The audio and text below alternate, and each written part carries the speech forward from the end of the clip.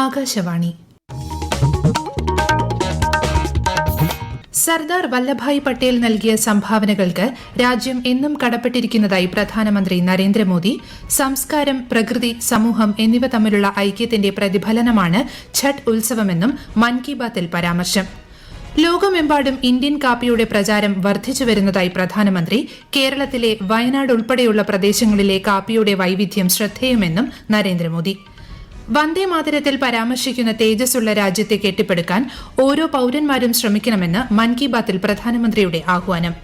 സംസ്ഥാനത്ത് അമ്മമാർക്കും കുഞ്ഞുങ്ങൾക്കുമുള്ള അനുപൂരക പോഷക പദ്ധതിക്ക് 93.4 കോടി രൂപ അനുവദിച്ചതായി ധനമന്ത്രി കെ.എൻ. ബാലഗോപാൽ. സംസ്ഥാനത്തെ തെക്കൻ ജില്ലകളിൽ ശക്തമായ മഴ തുടരും. ജലനിരപ്പ് ഉയരുന്നതിനാൽ അച്ചൻകോവിൽ നദിയിൽ മഞ്ഞ ജാഗ്രത. കേരള തീരത്ത് മറ്റന്നാൾ വരെ മത്സ്യബന്ധനത്തിന് വിലക്ക്. സ്കൂൾ കായികമേളയിൽ തിരുവനന്തപുരം ആധിപത്യം തുടരുന്നു. തൃശൂരും പാലക്കാടും 2-3 സ്ഥാനത്ത്.